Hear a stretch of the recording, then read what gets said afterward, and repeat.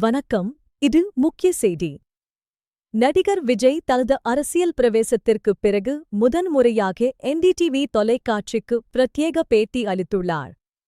இது தமிழக அரசியலில் பெரும் பரபரப்பை ஏற்படுத்தியுள்ளது.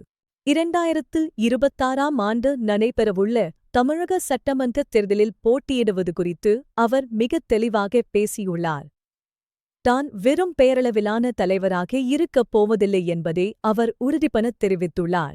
தமிழக அரசியல் வரலாற்றில் எம்ஜிஆர், ஜெயலலிதா வரிசையில் விஜயின் வருகையும் முக்கியத்துவம் வாய்ந்ததாக பார்க்கப்படுகிறது. ஆனால் இன்றைய அரசியல் சூழல் முற்றிலும் மாறுபட்டது என்பதை அவர் நன்கு உணர்ந்துள்ளதாகவே தெரிகிறது.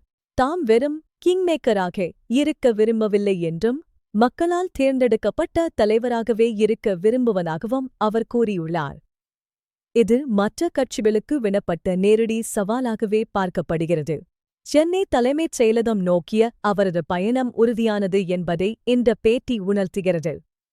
தமிழக சட்டமன்ற தேர்தலில் அவரது கட்சி தனித்து போட்டியிடுமா அல்லது கூட்டணி அமைக்குமா என்பது குறித்த கேள்விகளுக்கும் அவர் சூசகமாக பதிலளித்துள்ளார். 2026 தேர்தல் களம் பலமுனை போட்டியாக இருக்கக்கூடும். இதில் தனது தனித்துவத்தை நிலைநாட்ட வேண்டிய கட்டாயத்தில் அவர் இருக்கிறார். அவரது இந்த நேர்காணல் அவர் எதற்கும் தயாராக இருக்கிறார் என்பதையே காட்டுகிறது. கல்வி, சுகாதாரம் மற்றும் வேலைவாய்ப்பு ஆகியவற்றில் தனது கட்சி சிறப்பு கவனம் செலுத்தும் என்று அவர் குறிப்பிட்டுள்ளார். ஊழலற்ற நிர்வாகத்தை வழங்குவதே தனது முதன்மை நோக்கம் என்றும் அவர் தெரிவித்துள்ளார். கூட்டணி குறித்து அவர் இப்போதே முடிவு செய்யவில்லை என்றாலும் ஒத்த கருத்துடைய கட்சிகளுடன் இணைய வாய்ப்புள்ளதா என்ற கேள்விக்கு காலம் பதில் சொல்லும் என்ற ரீதியில் அவர் பதிலளித்துள்ளார். இது அரசியல் வட்டாரத்தில் விவாதத்தை கிளப்பியுள்ளது. அவரது இந்த அறிவிப்பு அவரது லட்சக்கணக்கான தொண்டர்கள் மற்றும் ரசிகர்கள் மத்தியில் பெரும் உற்சாகத்தை ஏற்படுத்தியுள்ளது. தமிழகம் முழுவதும் அவரது கட்சிப் பணிகள் தீவிரமடைந்து வரும் நிலையில் இந்த பேட்டி முக்கியத்துவம் வாய்ந்தது. முக்கியமாக இளைஞர்களின் வாக்கு வங்கி அவர் பக்கம் திரும்பும் என்ற எதிர்பார்ப்பு உள்ளது. மாற்றத்தை விரும்பும் புதிய வாக்காளர்களை கவரும் வகையில் அவரது பேச்சுக்களும் செயல்பாடுகளும் அமைந்துள்ளன.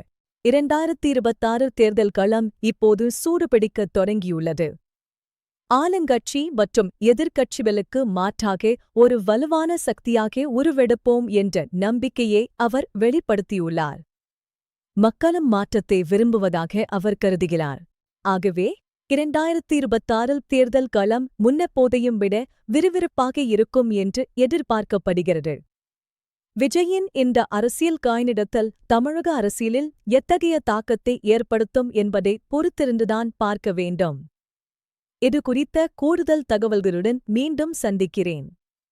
நன்றி, வணக்கம்.